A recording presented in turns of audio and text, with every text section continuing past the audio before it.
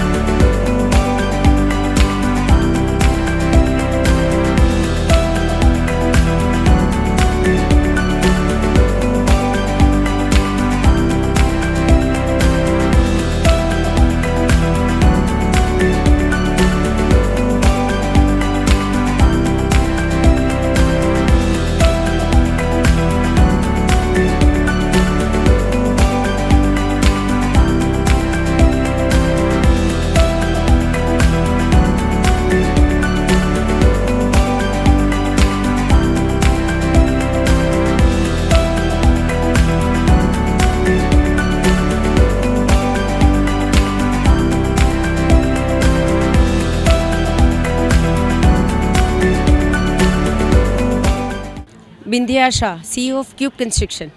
સૌથી પહેલાં તો તમામ ગુજરાતીઓને, સર્વે ગુજરાતીઓને જય જય ગરવી ગુજરાત। રાજકોટવાસીઓનું અટલ સરોવરમાં Atal team, Atapi team, cube construction વતી હું હાર્દિક સ્વાગત કરું છું। આજે જે રાજકોટવાસીઓને ભેટ મળી છે એના માટે હું એટલું જરૂર કહીશ કે આવનારા દિવસોમાં તમને આજે તે તમે જે જોશો, આજે તે તમે જોયું હશે એના કરતાં અનેક નવી વસ્તુઓ તમને આવનારા દિવસોમાં લગભગ એવરી વીકે કંઈક ને કંઈક નવું નવું ઉપલબ્ધ થશે। ઘણી બધી એવી રાઇડ્સ છે કે તમને હું કહું તો 25 એકરના એરિયામાં જે લેક છે એ આખા ગુજરાતમાં બીજે કશે જ નથી, અને એમાં પણ એની સાથે જો બોટ રાઇડ્સ હોય, એના સાથે લેઝર શો હોય તો એક અનોખી વસ્તુ છે। પછી બીજી રીતે જોવા જઈએ તો માની લો કે ફેરિસ વ્હીલ છે, એ ઇન્ડિયા લાર્જેસ્ટ, સેકન્ડ લાર્જેસ્ટ છે કે જ્યારે તમે ફેરિસ વ્હીલ ઉપર તમે રાઇડ લેશો તો તમે ઘણા આખા રાજકોટને એ નિહાળી શકશો।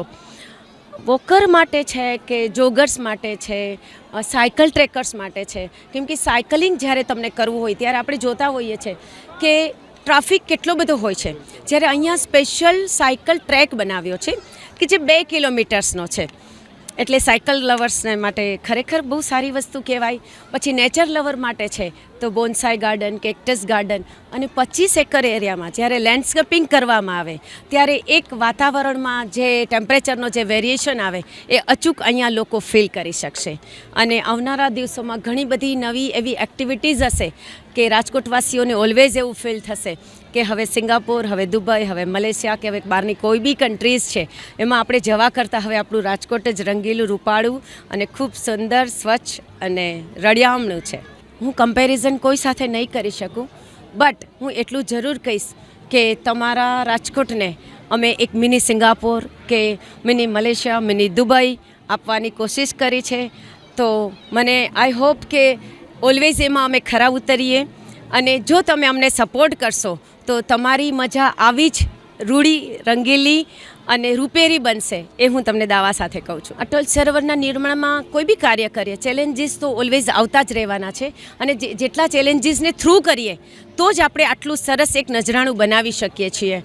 પાણીથી લઈને, બિકોઝ આજે રાજકોટમાં ઓલવેઝ આપણે જોયું છે કે સતત વોટરની સ્કેરસિટી રહે છે, પણ જ્યારે સ્માર્ટ સિટી ડેવલપ થઈ રહ્યું છે ત્યારે આટલું મોટું સ્માર્ટ સિટીમાં જો લેક ડેવલપ થઈ રહ્યું હોય અને એના લીધે જેટલી ફેસિલિટીઝ અવેલ થવાની હોય તો એની મજા કંઈક જુદી છે। પ્રોજેક્ટ કરીએ તો ઘણી બધા પ્રોબ્લેમ્સ આવવાના જ છે, બિકોઝ 73 એકર્સનો પ્રોજેક્ટ્સ કરવો અને સિટી સાથે કરવો, લોકો સાથે કરવો, it is quite little bit difficult, અને એનાથી વધારે હવે ડિફિકલ્ટ એ છે કે અમારે એને મેનેજ કરવાનો છે। સો બધા જનો ખૂબ સપોર્ટ રહે આ વસ્તુમાં અને આવું જ સ્વચ્છતા રાખીએ એવી મારી શુભેચ્છા.